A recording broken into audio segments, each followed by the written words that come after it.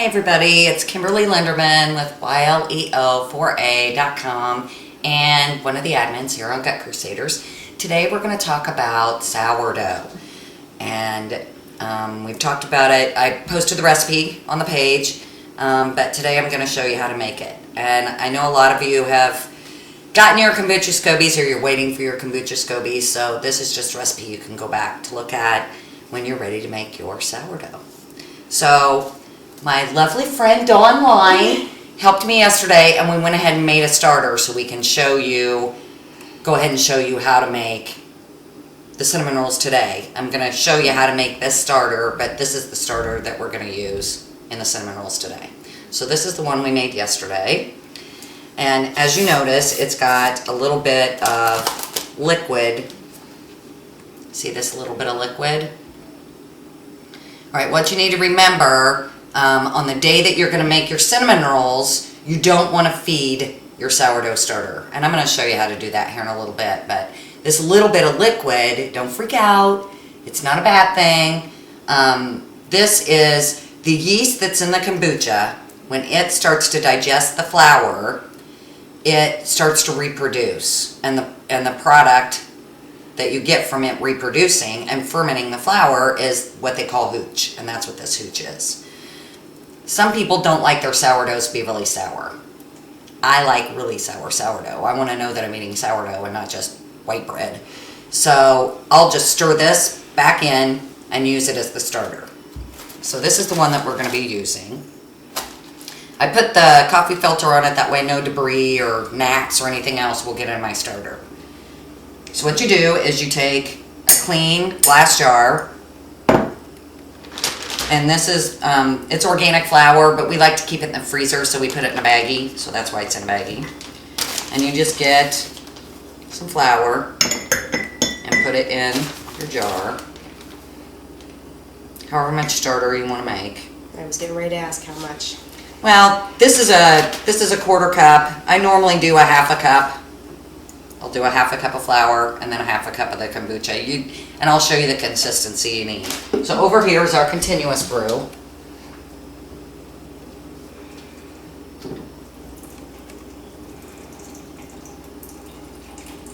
And you'll just put it in until you can start to stir it. You don't want it to be lumpy or clumpy or... And you put some in. And then you start to stir it.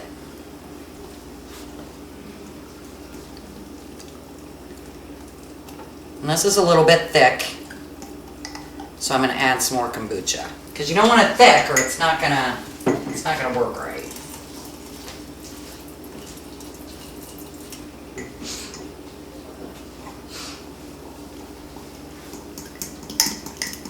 And you want to really incorporate the air, because that's what gets it going. So you want to give it a good stir.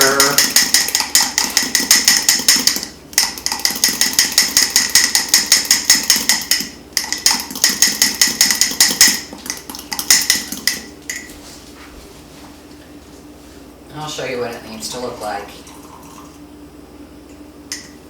You don't want it to be pasty.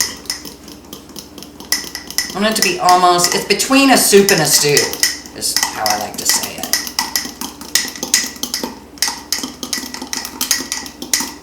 So that's what it's going to look like. And you see the bubbles? That means it's a good one. If you start seeing the bubbles. So this one, that's what you do. Then you put the coffee filter on it. Screw it on and just put it on your counter for a day. Now if you're not going to make cinnamon rolls for like 2 or 3 days, what you want to do is tomorrow, since I'm not going to use it tomorrow, I'm going to add more flour. So probably add like a quarter of a cup of flour, and then you can just add water, or if you want it even more sour, you can add more kombucha, and you just stir it and you feed it every day. If you're going to be gone, you want to put it in the refrigerator, and then you only have to feed it like every 3 weeks. So it's been in the refrigerator for 3 weeks. I want to make cinnamon rolls or bread or pizza crust or whatever. I get it out of the refrigerator, put it out on the counter for a day, let it come to room temperature, feed it, and then use it the next day. You never feed on the same day that you're going to use your starter. So this one's ready for tomorrow, or if I want to put it in the fridge and use it in a few weeks. All right, in the recipe, now I know not everybody can have milk, so you use whatever milk substitute that you want to use. And I know not everybody can use regular butter either, so you use whatever butter substitute. And I just put, it's a cup of milk in my pan. I suppose I could have had you go over and get the stuff. Sorry, I'm used to doing this by myself. Poor Dawn's just standing there. Yeah, I'm not Looking pretty. I'm not a very good Vanna if you're not sending me for She's stuff. looking pretty. So it's a cup of milk and a stick of butter. And then you put it on the stove, and you want to put it, if you have, like my stove has a melt, you put it on melt, and then you let that melt. Now, I like to use bread machine, just because I'm not lazy, I'm just a busy mom. So I like to use the bread machine. In your bread machine, while your butter and your milk are warming and the butter is melting, you want to put a half a cup of sugar in your bread machine. Now, if you're not using a bread machine, you're going to want to put that in your mixing bowl if you're going to do it by hand. And God bless you if you do it by hand, because the kneading process is not any fun. That's why I do the bread machine, because I don't like to knead. So I just put a half a cup of sugar into my bread machine while my milk and my butter are warming. Then, and since my measuring cup only had milk in it, the recipe takes 3 eggs. So I like to get my eggs ready while my other stuff's working. Normally they say that you should do your eggs in a separate container than what you're going to mix in case the eggs are bad, but I know these are good eggs because we just got them from the Amish. So I know they're not old or sat in the grocery store for a month.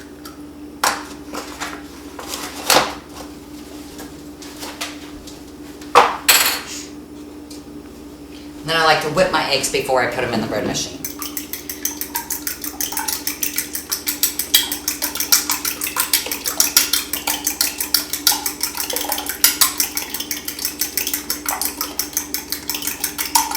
Okay, now we just have to wait for the milk and the butter to melt together.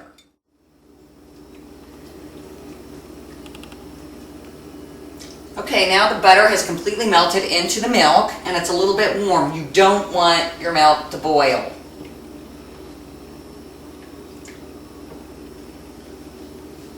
So, I'm trying to walk slowly because my husband's running the camera. This is what you want it to look like. And it's just a little bit, there's just a tiny bit of steam. You don't want the butter to boil, you don't want the butter and the milk to boil at all, because that's going to give it a really bad taste. So now if you remember, I put the half cup of sugar in the bread machine, or in your bowl, whatever you're doing. So what you want to do is you want to pour it into your bread machine or into your bowl. And then you want to stir it so it'll melt the sugar.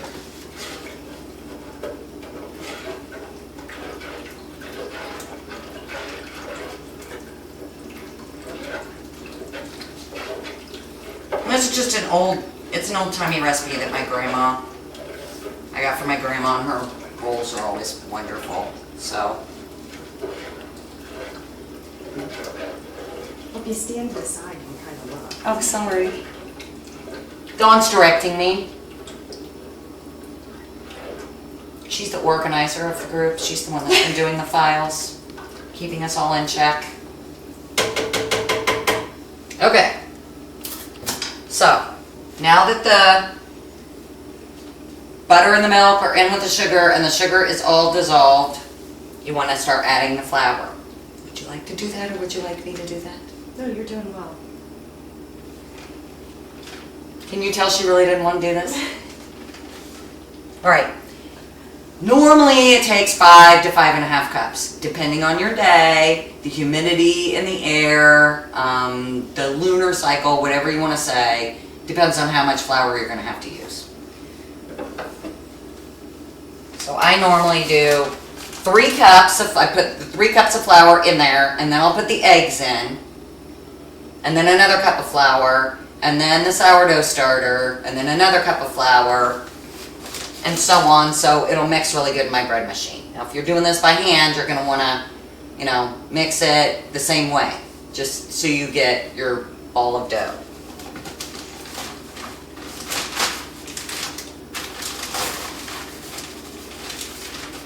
That bag of flour is almost empty, so I'm going to the other one. And if you're like me and you keep your flour in the freezer, you want to get it out the day before because you don't want to put cold flour in with your warm milk and stuff. Just doesn't do as well. So you want, it's good to have everything at room temperature. So it was 3 cups, so now I'm going to add the eggs. Thank you, Assistant I can Dawn. do something. I pour my eggs. My lovely, really yellow eggs from the Amish. Another cup of flour. And then the starter. And I'm going to mix the hooch right in because I like it sour. So I mix the hooch in. Let me show you what it looks like the next day after you mix the hooch in. It doesn't really look that much different than the stuff that we just made. Can you see it, dear?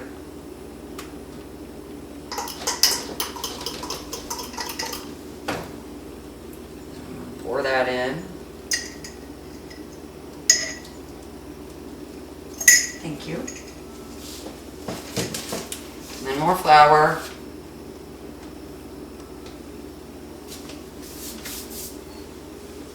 And then you turn your machine on and let it do its work, or you start mixing it together by hand if you're going to need it and do all that work, rather than let this do the work for you. Okay, now the bread has come together and my bread machine's done. So I need to get the dough out. And it is a little sticky. I had to work with it off camera because it was really sticky. It's snowing outside right now and it's a really wet snow, so that's going to affect my process. So it's the bottom of it is sticky. The top was good, but the bottom's sticky. So I'm going to have to add more flour. And knead it a little bit, which I don't like to do. But I'll do it for you guys. So if it comes out and it's too sticky, or while you're working with it, you know, everybody that does this manually like my grandma used to do, she had a dent in her table from where she used to knead the bread because she'd make fresh bread every day.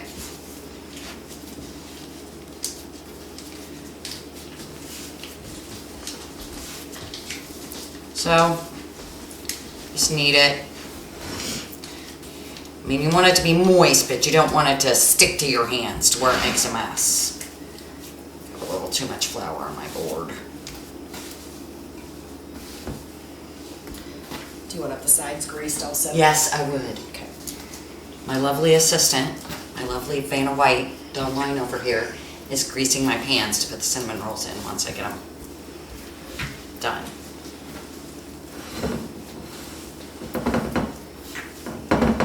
So I did have to show you a little bit of kneading. And then you want your cutting board just to be lightly. You don't want a lot of flour on it. So I'll just clean this up after we're done. I want the cutting board to be dry because then it's going to stick. Then you have your nice dough. You get your rolling pin. My husband, who's running the camera, normally does this for me. Because it is a little bit, no, it's just going to be easier to do it on the counter. I usually don't like making a mess. I'm funny about making a mess. But I'll make a mess today.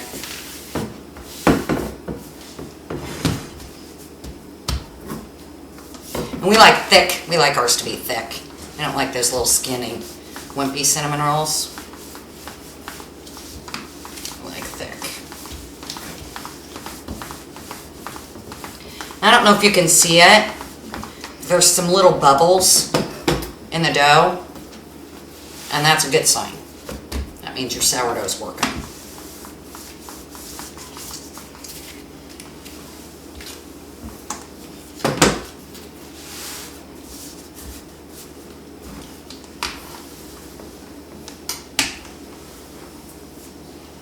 So I like to get it to where the dough's about a half an inch thick,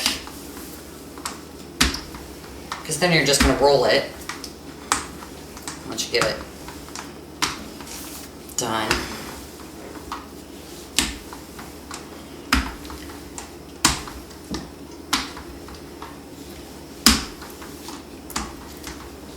You're going to notice if you do this with gluten-free, you're going to need a lot more of your gluten-free flour on your surface, because the gluten-free version of this is sticky. It's going to be sticky, and if you don't let it be a little bit sticky, it's not going to turn out right. Now, as you can tell, this is a very low-calorie dish. I'm joking. Not really. Not really. Stick of butter in it. Now a stick of butter on it. And you just gotta use your hands. And the dough's a little warm from the bread machine, because if you remember, we warmed up the milk. So this is gonna melt a little bit, which is what you want. I'm being a little Paula Deen here, using just a tiny bit of butter.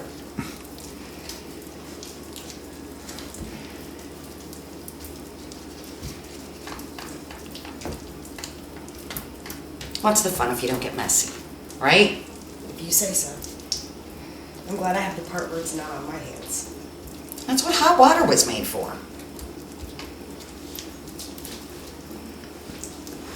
You just want to get the butter, spread around. It's fine.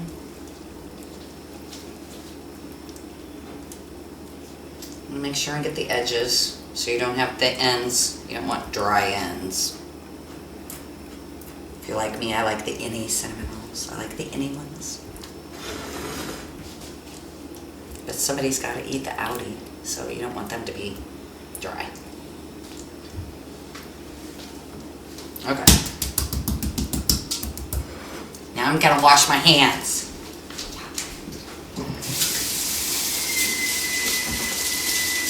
Because next up we gotta add the cinnamon.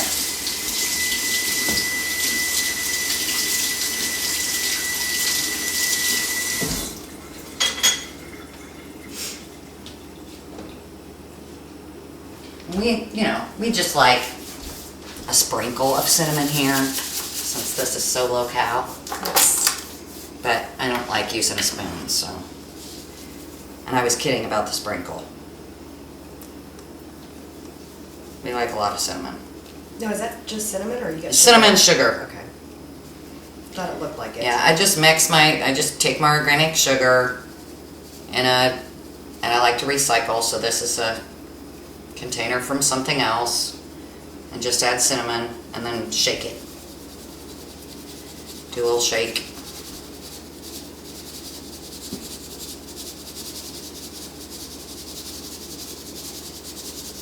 And this is a treat. It's not like we have this all the time, so we're not giving this much sugar to our kids all the time. This is a treat. It's Super Bowl Sunday.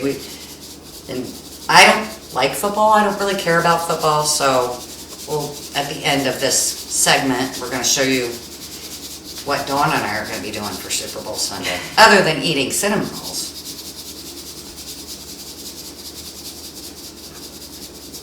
So yeah, that was the whole container. There you go.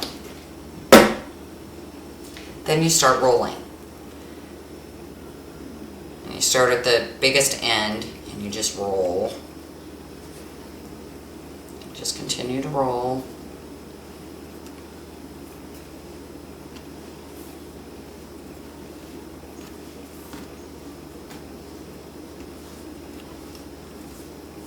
And I like to pull out on this so they're all pretty uniform. said, you don't want the Audi people to be sad. Make everybody happy. Then I put the seam, make sure the seam's on the bottom. Then you want a serrated knife. And you just start cutting whatever thickness you want, you know. If you're those people that like the little skinny ones that get all dry and hard, then you cut a little bit. If you're like us and you like the thick ones, then you do it like that. Don't cut into your countertop. It's not a good thing.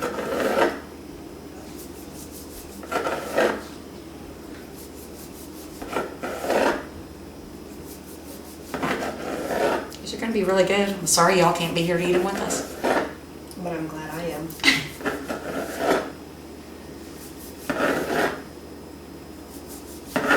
Once I get them cut, we're going to put them in the pans. Oh, I want to preheat my oven a little bit. You want it up? I'll get it. Yeah, just preheat it to 200. And I'll just leave it on 200 for just to warm the oven up so it's not cold when I put them in there, because this is the time that you want them to raise. Do you want the lower oven or? The top oven, please.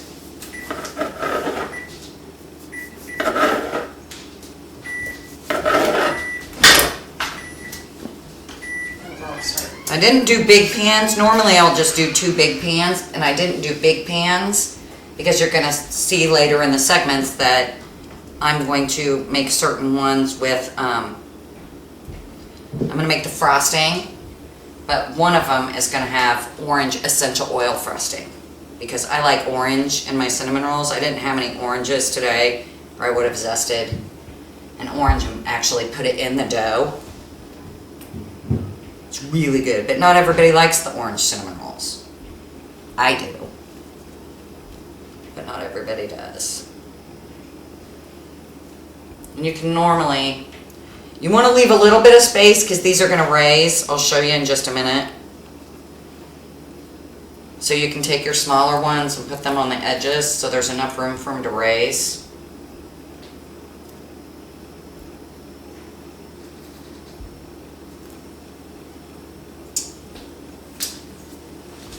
See, I don't have them like crammed in there.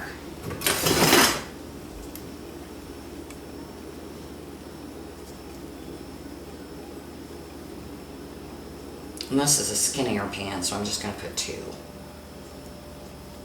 per row so they have enough room to raise.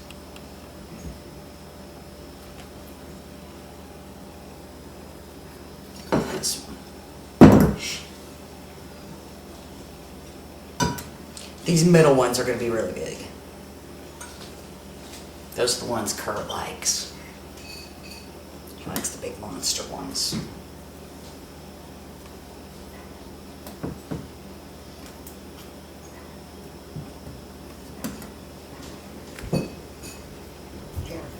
Oh, we don't want that. No. Okay. So, see the size they are now? We're going to cover them with a towel and put them in the oven and let them raise for an hour. And then we'll be back. See you in a bit. Okay, everybody, it's been an hour, and we've had the cinnamon rolls in the oven raising.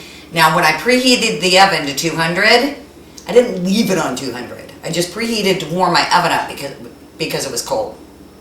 I shut it off and opened the door and then put the cinnamon rolls into raise. And I was really worried because it's so humid outside that they weren't going to raise, but look. Remember what they look like before we put them in the oven? They're going to be fabulous. So we're going to put them in the oven now. I cook them at 365 for 20 to 30 minutes depending on your oven. And I peek at them every now and then just to make sure, because I don't like them really hard and really brown on top. I like them a little bit gooey. So now we're going to bake them. Yay. Stay tuned to watch the rest of the video. Okay, it's been 25 minutes and they're all done. So here they are.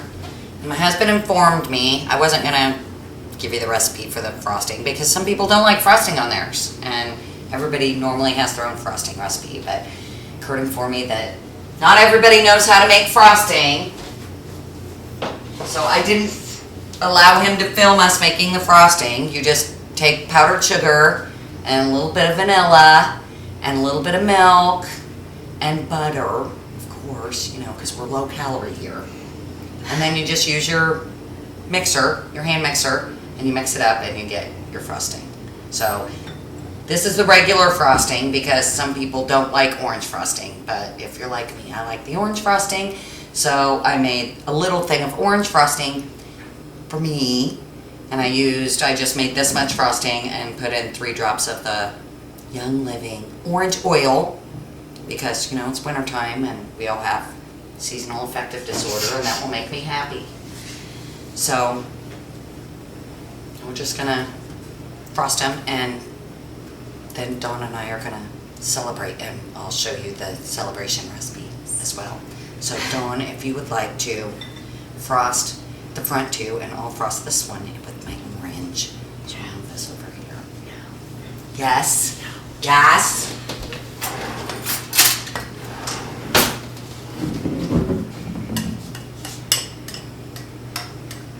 You know we're low calorie, so you don't want to add a lot. Yeah, okay.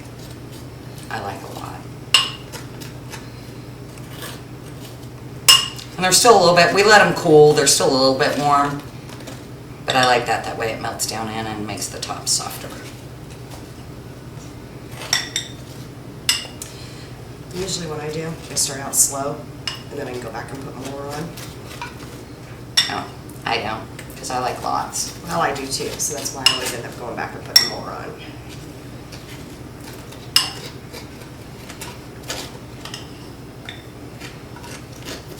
We've been waiting for this all day.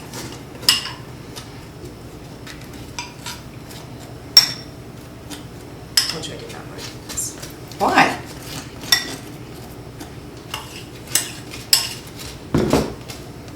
I can help. Good. Let's do this.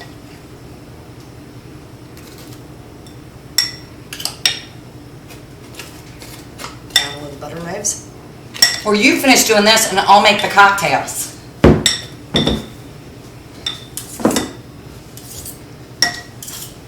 So we have our redneck wine glasses, your liquor of choice, which is rum, Ninja Red, and, you know, serum mist. But it is the no artificial sweeteners. It's only made with real sugar. And this is the detox retox recipe. So a little bit of Ninja Red.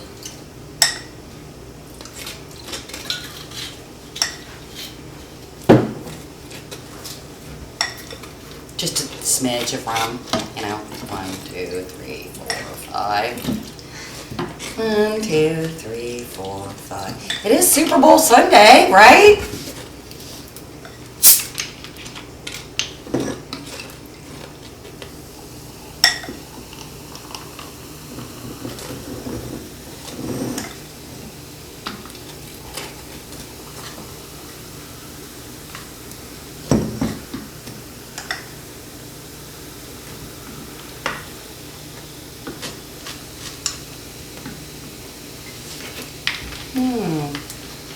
I just wish you were here.